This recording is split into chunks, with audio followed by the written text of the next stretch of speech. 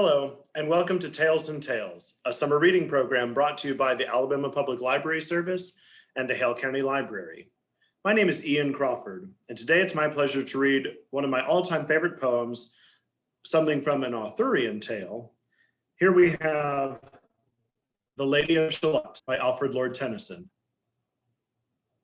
On either side the river lie long fields of barley and of rye that clothe the world and meet the sky, and through the field the road runs by to many towered Camelot. And up and down the people go, gazing where the lilies blow, round an island there below, the island of Shalott. Willows whiten, aspens quiver, little breezes dusk and shiver, through the wave that runs forever, by the island in the river, flowing down to Camelot.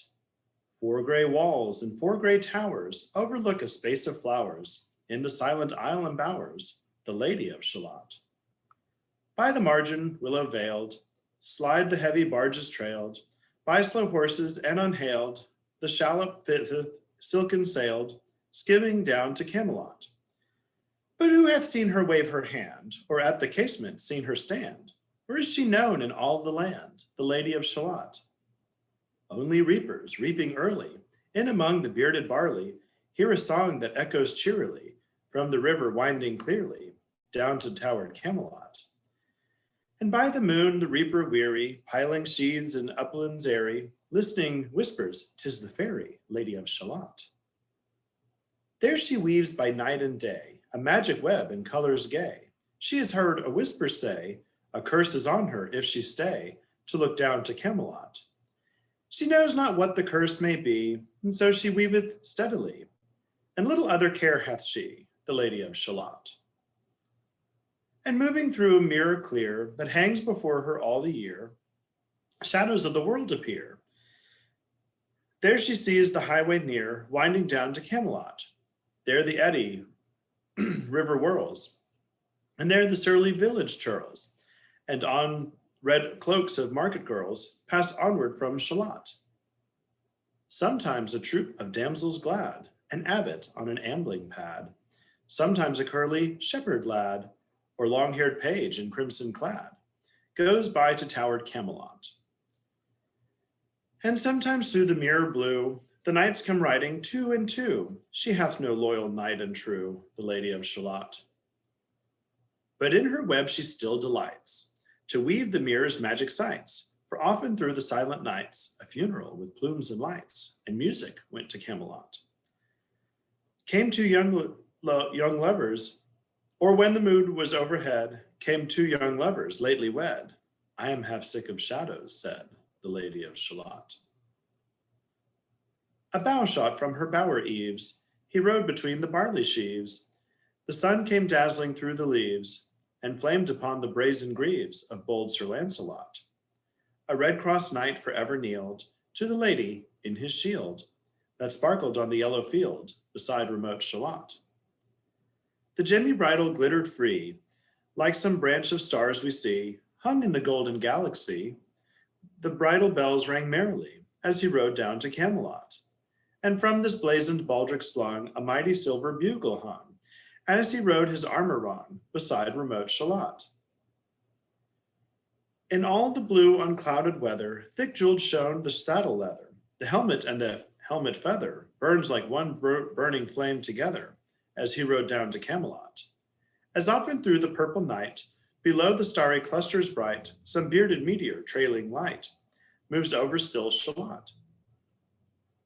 His broad clear brow in sunlight glowed, on burnished hooves his war horse trode, from underneath his helmet flowed, his coal-black curls on as he rode down to Camelot. From the bank and from the river, flashed into the crystal mirror, Tira lira by the river, sang Sir Lancelot. She left the web, she left the loom, she made 3 paces through the room. She saw the water lily bloom, she saw the helmet and the plume, she looked down to Camelot. Out flew the web and floated wide, the mirror cracked from side to side, the curse is upon me, cried the Lady of Shalott. In the stormy east wind straining, the pale yellow woods were waning, the broad stream in his banks complaining, heavily the low sky raining, over towered Camelot. Down she came and found a boat beneath a willow left afloat, and round the prow she wrote, "The Lady of Shalott." And down the river's dim expanse, like some bold seer in a trance, seeing all his own mischance, with glassy countenance, did she look to Camelot. And at the closing of the day, she loosed the chain and down she lay. The broad stream bore her far away, the Lady of Shalott. Lying robed in snowy white, that loosely flew to left and right, the leaves upon her falling light. Through the noises of the night, she floated down to Camelot. And as the boat head wound along, the willowy hills and fields among, they heard her singing her last song, the Lady of Shalott.